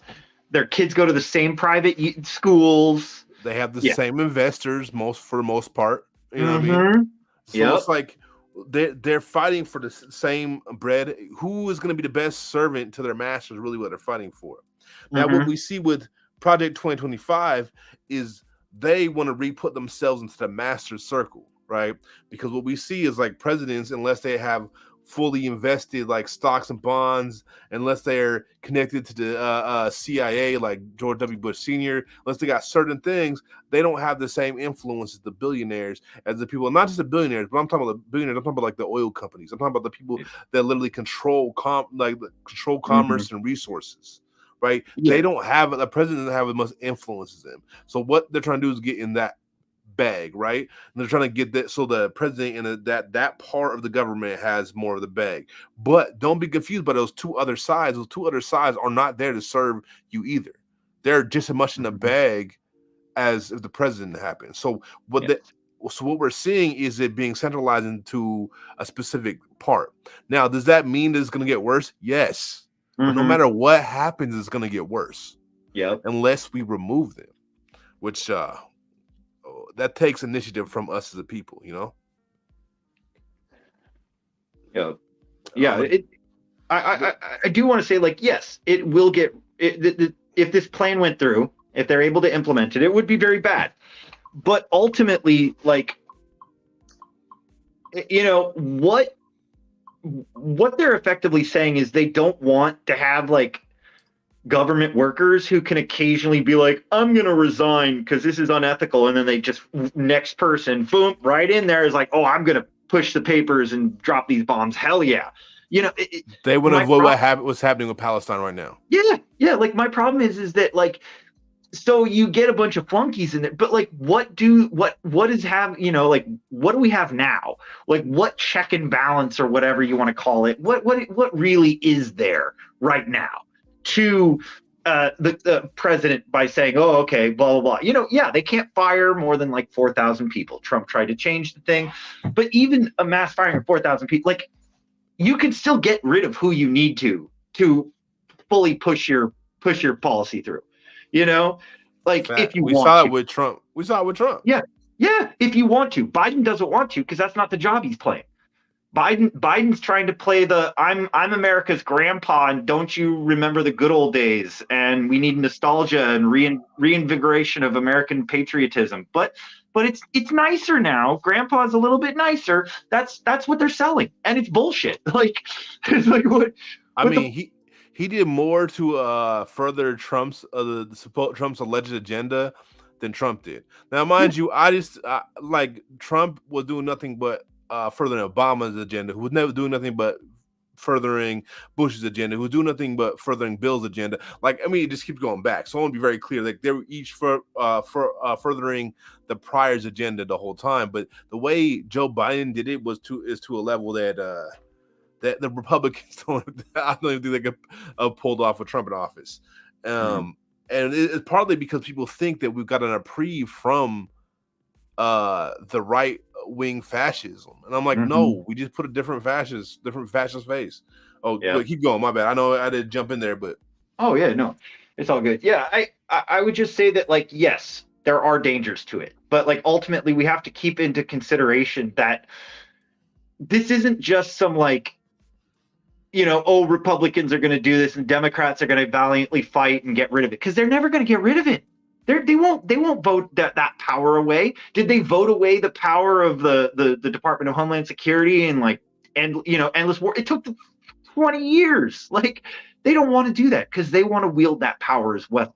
You know, Obama wasn't about to get rid of those like the war on terror rules because he wanted to freaking assassinate, you know, American civilians with drones. Kids, literal American, just kids. Teenagers, you know, blow them up with a fucking drone strike, you know, like that. If we can't come to terms with that like this isn't just something, oh, the bad Republicans are going to do and the good Democrats are going to try and save the day, but no, like you're saying, there's a trajectory. It's this trajectory of ever increasing centralization of power, because as things, you know, like as people get more and more desperate, people are going to try and invade those systems more and more. The state, and as that happens, the state needs to use more violence and more just coercive coercive and exploitative kind of like actions to clamp that down. And does it ever work fully? No. Like there's going to be people who are going to be motivated precisely because of things getting worse. That, you know, but ultimately that is a pressure pushing down. And so do I think that the Republicans, you know, like, do I think that the Republicans are alone in wanting to use that power? Absolutely not. The Democrats will definitely use it. You know, Kamala fucking top cop, you know, I'm top popo, you know, Harris, she's going to love that shit when Biden kicks the bucket, you know, and she becomes president. Because I'm sorry, Biden is like, dude, he's like one step off, dude. He's so ancient. Like he's like about to like blow over in a breeze and like shatter into 1,000 pieces, dude. It's bad.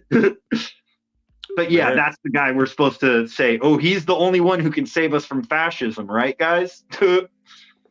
Yeah, some people are gonna vote for Cenk too, but nah, I'm just playing. If anything, I would only vote for Cenk just because the chance to vote for a naturalized citizen to become president and piss off all the reactionaries would be pretty funny. They'd be like, "You can't do it," and I'd be like, "I say so," just to piss you guys off. Do I like Cenk? Absolutely not. It would be terrible having to see him in the Oval Office every day. Like I'd turn on the news and I'd just be like, "Oh no, this again, no." But it would be funny to see them cry, you know. Man, yeah, I mean, yeah, it'd be funny to see him cry. I'm not gonna lie. I mean, there's Cenk in the win, no, not a chance, not his hell. Like, I mean, the thing is gonna be, it's most likely gonna be Trump. Like, I'm just like looking at the lineup, like, oh, we're looking into another Trump session. That's what's happening. Oh yeah, like that's like it's clearly like I said, I always talk about how like things are kind of like already like written, and it's pretty obvious who's taking the L, and because even people who want to see Trump not get in there, are like, well, I'm not voting for Biden. No way in fucking hell. Not after this shit. Like them supporting Israel, like really put nails in that coffin. You know what I mean? Because he's not getting that second. He's not getting a second term. Even people hate Trump, but it's just at the point people are just like, yeah, this doesn't work. It's just bad, and that's true. I wish you would have realized it like 20 years ago. Like before I would even got political. We needed to do it before I realized what the fuck was going on, to be real. Well, and that's the thing. Like, what Democrats are making a fucking dangerous mistake with is because they go, well, Trump is super unpopular. But the problem is that they have like they're only selling point for Biden. What? I don't think it's a mistake. No, I'm just saying that it's like they're what they're doing is they're effectively saying, you know, like, well, are you going to vote for Trump? But they don't realize that they've been, you know, like pissing off so many people that people are, like you were saying, just not going to vote. They're just going to be like, get out of here. And I don't think that the Biden administration is like taking into account, like they take everybody for granted. Like they literally are just going, oh, they're brown people. Like, of course they're going to vote for us because they're not going to vote for Trump. But it's like, you guys, you effectively are like, you're using these people, you're using people for this vote and you're just taking them for granted. And eventually there's going to be a point where that no longer works, you know? And yeah, I don't know. I think that that's less part of the game plan and more part of just like the Democratic complete just dingusness of the Democratic Party, where they're just like, yeah, dude, they're you know, oh yeah, but like then again, like come 2028 or whatever, another election happens, and if a Democrat wins, which to be honest, even if they remake the entire federal system, it'll be really hard. Because look, like the last 8 elections, Democrats have won the popular vote like 7 out of those 8 times. Like it, you know, like it would be really hard to make it so that a Democrat would never win the presidency. Now they can be gerrymandered out of state houses and things like that, which does take away their leveraging power in those struggles or whatever, inter-party struggles. But like the Democrats will eventually get back in there. And they're not going to turn it away. They're not going to be, did Biden the day one go, oh, we're destroying this border wall. Get rid of it. No more border wall. No, he was like, no, we got to complete this border wall. It's great. It's magical. We'll just make it high tech because that's what Democrats like. No barbed wire. That looks mean. We'll have high tech security cameras that are doing facial recognition of these little kids, getting biometric information of everyone that walks past it so they can have a massive Big Brother database. Isn't that so much nicer? It's so much nicer. So again, it's the same kind of thing. Like we're going to, they are literally going to try and remake the government to be one where, and again, there's a lot of Democrats that are going to support this. They'll be like, well, if Biden had that economic or the executive power, he could have just pushed through student debt. He could have just pushed through these things. The problem is, guys, is that they don't want to do that. The Democrats are like perverts for rules. Like that's all they care about. They every Democrat, they all carry around little books of like Robert's Rules of Order and shit. They're just absolute nerds about it. And that's going to be their downfall. I mean, I think some of the ones that are irrelevant, but the relevant ones specifically are, I think, more so they know what they're doing. They know exactly what it is. They are planning to lose. Like they're planning to lose so the trajectory can go that way. And I think the whole thing is they game it as if they gotta look like they fucked up. They gotta look like they fumbled a ball. And I think that's an act. I think no, they literally is about being able to centralize power more so. And we think, and everybody just ignores it's going to be used by Republicans. I'm like, no, it's going to be used by both sides. They both want this shit to go through like this. And so like the thing is, I think they're losing on purpose. I think like, yeah, we know the fuck we're going to tank it. Because once I even saw the lineup, I'm like, bro, are you joking? Like, are you joking? Mm-hmm. This is such a facade. This facade is so thin at this point to me. It's ridiculous because the thing is, who they're putting up is a losing team they know is losing. It's like when you pick the team and you're like trying to like throw a game, you match the teams up just so like we're gonna put all our weakest players right here, and that's what we're gonna run with because we know we want them to win, so that when they can hit that, when we are able to reverse it and get it in our election next season, we'll have the unlimited power. And the thing is, I strongly emphasize they have the same fucking agenda, like they do. It's to uphold capitalism. It's to advance their investments. It's to be able to grant them more power. And like Nadia pointed out, they like not like Biden didn't like drop 100K police out here for no reason, right? You know what I mean? They know exactly what they're doing. Now, the fact is, police are tired of being police because everybody hates them, so they're still facing record lows, but it's because they can't get people on. You know what I mean? Mm-hmm. Which is a good sign, I will say. Oh yeah.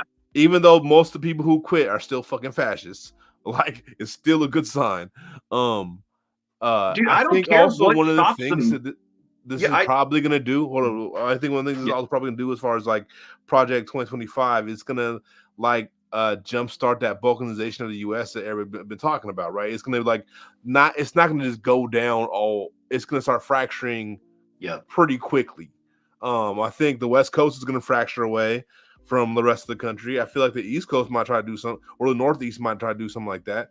I think this is gonna be a really interesting dynamic. And also interesting isn't like good. Like we should be looking forward to it. I just say interesting. I think it's time for me to order some black powder guns, you know what I mean? So I can legally have, you know what I mean, the legal stuff that I can have, the air rifles and shit, because it's about to get ugly. Yeah. Well, and that's another thing, like, there's this extreme dissonance happening right now where you see the difference between like the Democratic talking points just hit each other in the head. Because they're constantly telling us that Trump is a fascist, that everything's they're all fascists, but also that you need to get rid of your guns. Even when the people we all are like literal stockpiles. Like that's, I'm sorry to bring this up, but like when Israel was showing off what they claim they found in the Al-Shifa hospital, dude, I'm like, bro, most American houses have more of a fucking command and control Hamas bunker than you know, like, dude, like, they got more of that shit in their closet, dude. Like, a few rusty AKs. What are you talking about? But like, that is a thing that I think that we're seeing right now. Like, the Democrats are like effectively trying to tell us that we're supposed to be afraid of the Republicans as a emerging, as like a rising fascist power. I think that the United States was already a fascist state, so it's a little bit moot. But the problem is that if you take that to its logical conclusion, you remember that literally the only thing that stopped them last century was a massive world war. Like, didn't get stopped with voting, actually. It got stopped, you know, through massive warfare. Like, I just don't see that selling point, that them consistently being like, they're fascist, we have to do everything to keep them out of power, but you can't get guns, you can't get violent, and you only can vote. Like, I don't think that that's going to last for very much longer. Like, they'll keep saying it, but like, how many people keep buying it? The boomers are dying off, folks. Like, there's not as many people to keep listening to their bullshit. And yeah, like, there are younger people who buy into it, but there are less younger people who are buying into it, because most of them are just not even paying attention to them. They're just like, whatever, you know? Yeah, big facts. I mean, and it's also like, man, I mean, the way we got everything set up, though, I don't think it's advantageous for us either, though, right now, because I think we gotta pivot bad. Like, you know what I mean? I think a lot of the dialogue around what is leftist politics is in a bad place for what's about to happen, right? Because I think we need to start focusing on geopolitics. We need to start focusing on material realities, not this celebrity shit. We need to stop supporting incarceration because some asshole celebrity we don't like did some fuck shit.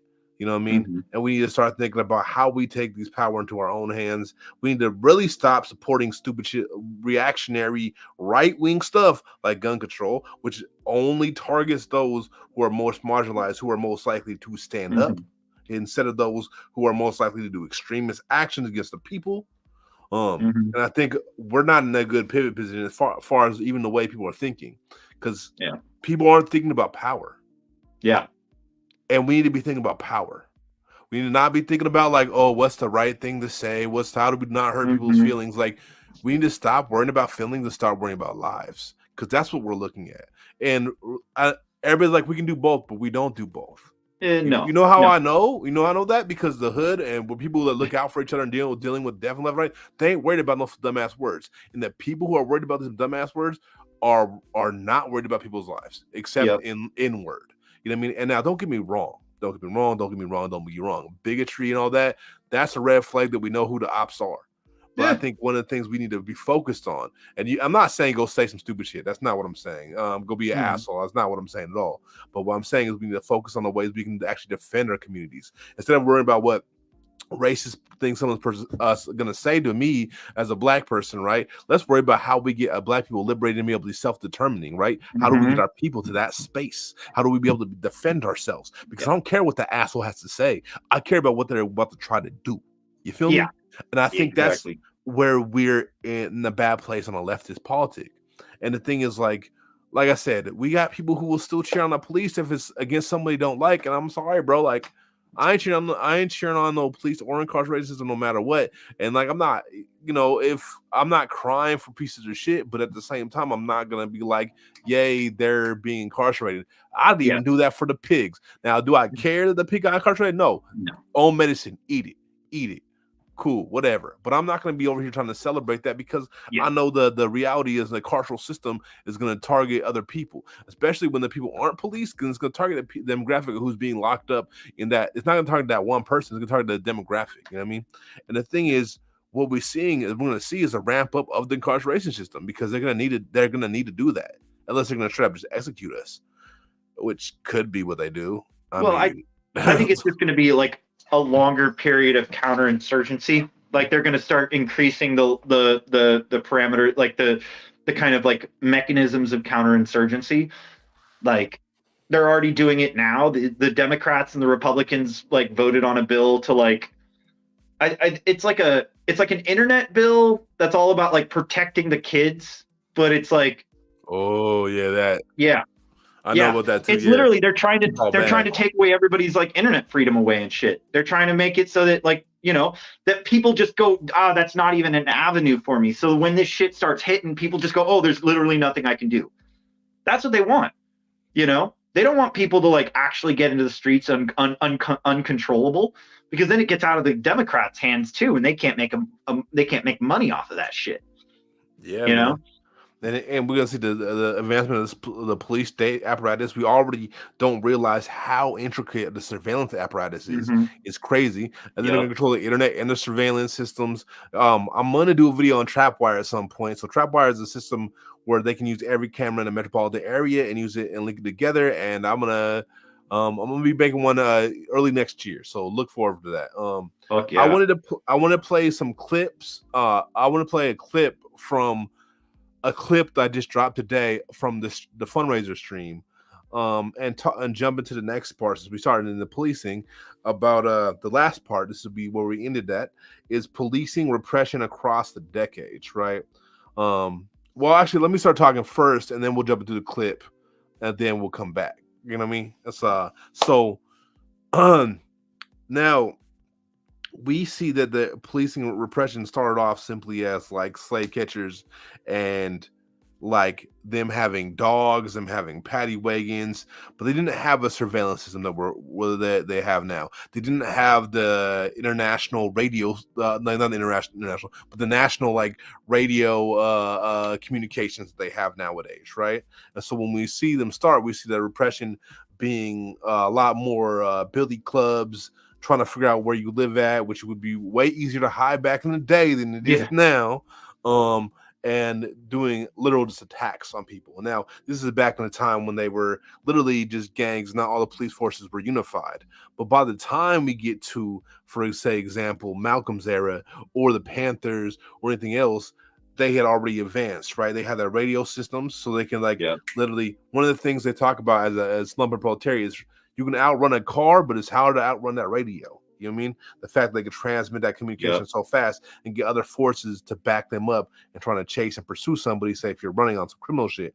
But also what we saw is when we moved into the 60s, the advent of COINTELPRO. And now I could go in on it, but I want to give you, Jelly, a chance to go on it as well. So I want to hop in real quick.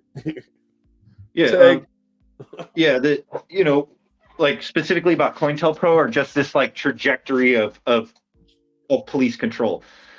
I mean, dive into COINTELPRO, dive into how they use the Panthers counterintelligence program, and also how people were attacked just in that era, whether COINTELPRO or other tactics. Well, yeah, because like COINTELPRO is just like a broad umbrella category, because it was like the entire government's counterinsurgency program, you know. And so, you know, it wasn't just the Panthers, but they used COINTELPRO to put like people in the Panthers that were like getting information out of there. They, you know, that's how they, like, it was COINTELPRO that organized the mass assassinations of Panthers across the country by different police departments. So they got their orders from the FBI. They were coordinated by the FBI, and they all went and had fucking shootouts with the fucking Panthers and shot the places up and killed people in their sleep, like Fred Hampton, you know, others like, but like that is like, you know, we see this process that COINTELPRO was trying to separate groups apart because they saw a really dangerous situation for them. If enough of like the white hippie and kind of yippie and radical movements had really been able to make connections with the Panthers and other groups like that. And the Panthers were calling for it. They were calling for white people to make their own community organizations that they would be able to, you know, act in coalition with. They still were queer folks, like still were women specifically. They were like, yo, women's movement. Now I said women's movement specifically for a reason. I'm not going to go on to that. That's a whole other tangent. But but specifically any marginalized group that's fighting for liberation. Also, one of the things, the tactics that were used was in counterinsurgency is they would implant people specifically to not only be informants but also to cause rifts in specific places. They also did things like the letters between us and the Black Panthers. Now, us was never an organization I would have ever rocked with. I do not like. I don't fuck with that at all. I think there's a lot of problems with that. But to be clear, the letters that were all the altercations being escalated between us and the Black Panthers was ones that were written by the FBI to then instigate violence, which led out to the shootout and the death of my brother Khaled. I don't remember. I forgot the brother's name right now. I mean, I knew it was on the tip of my tongue. And Geronimo Pratt getting being incarcerated. So hold up. Forgive me, brother. I feel horrible. But basically he's the head of the LA Panther chain. LA Panthers. I'm forgetting his name right now. It's just slipping my tongue. I know I usually know it, but those things, and it led to this shootout between us and the Panthers, which made big rifts, as well as they would make false allegations of people being informants, being rapists, being things like that, as well as inserting actual informants and actual rapists into the Panthers to be able to make the division, which I think is really important to keep in mind, because we see that track through the decades, right? We even see that track into the Occupy movement. Where they inserted both rapists and chimos. They inserted Chimo, who was an informant. We talked about a little bit on the stream a couple streams ago. And also you can see our Cops Party 99%. That video I covered that a little bit. Robert Childs. That we see how during the uprising there was a mass insurgency of people pretty quickly were able to vet out and be pretty sure that they were working with the police.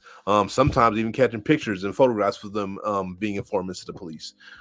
So that we see this same trend that we see in the 60s, right? But also during the Mike Brown uprising and stuff like that, we've seen people being executed like back in the days of the Panthers and stuff. And here's the thing, like these media sources, like I got banned on TikTok for telling stories where they try to actually kill me. You know what I mean? You as well. I was trying to tell stories about that, and that even got censored as like false information. Like, no, these are facts. This really happened. There's witnesses. You know what I mean? Now the thing is, this is where I want to wind back to the video I want to show y'all from earlier, from the one I just dropped today. Just a little clip of it where we were talking about MOVE, because the amount of repression they were facing. Before I go into the video, I want to give some little background to MOVE a little bit, because there's some things that weren't said in this part of the video. But MOVE had multiple altercations with the police, because one of the parts of John Africa's teaching was anti-capitalism, right? It was basically that all life is equal and valuable, and that capitalism is killing it, and we got to get back to Mother Earth type situation. That was a major threat. Well, some of the things they would do, what they would not only were they prison abolitionists, but they were abolitionists of all incarceration forms. So for them, it's not enough for humans to be free, but also animals. So they would be breaking animals out of their cages and freeing the animals, which I vibe with a little bit. I don't necessarily view it the same priority to me personally, but they did, and I respect them for that. But it ended up being a situation that happened in 1985, the year I was born, and we'll just watch a little bit of this this video, which is a clip from another one of our streams. So, but edited up a little bit to be a little fresh. All right.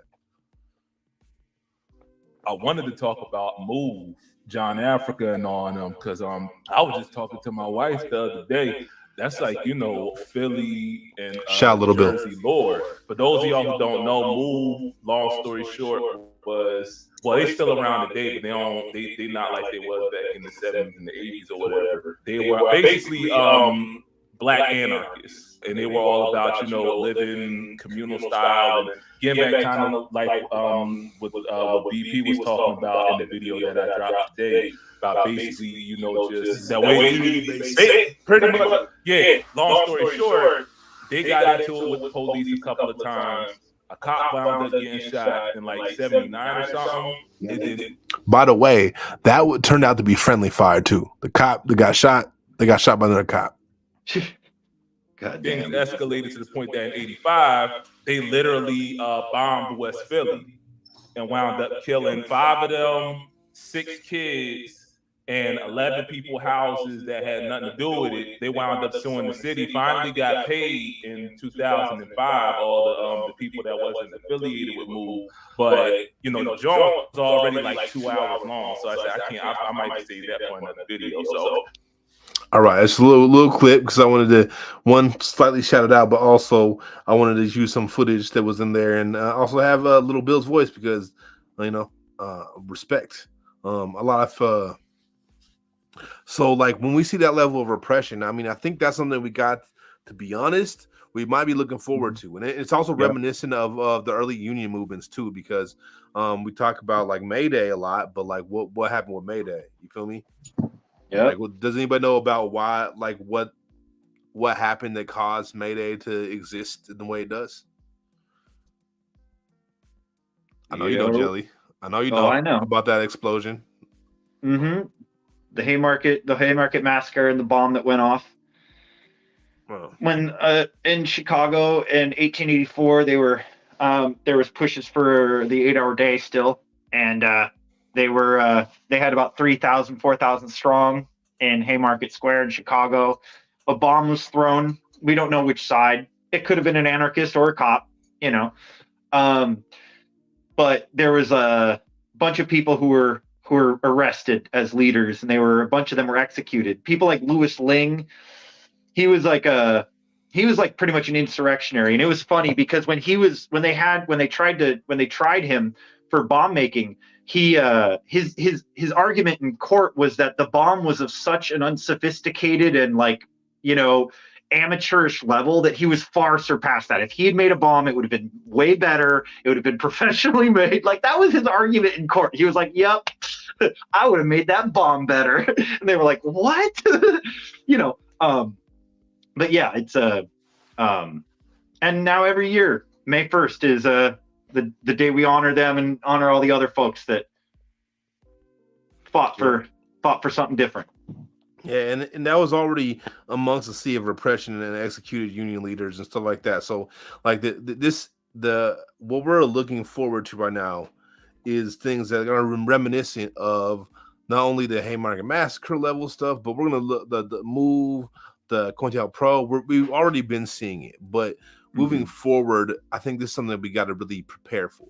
Specifically, we got to be thinking about self-defense. We got to be thinking about safe houses, safety in numbers, lines of communication. Because not everything's about. I'm for the Second Amendment, to say this in a TOS way. I'm for the right to bear arms, very much so, and I encourage everybody to do so. And if they can, wear vests, all those good things. But it's much more than that. It's as small as making sure that your comrades get to the space safe, that you guys that we move in numbers, that we move and we look out for each other, and that we stay alert. You know what I mean? Pay attention to our surroundings, not just being like oblivious like all the yuppies are. No, it's important to be aware. And I think these are things that we're gonna have to move into going forward in this world, no matter if the red or the blue win, because they're both headed the same direction. Yeah. Got anything else to throw on this real quick before we get to the end?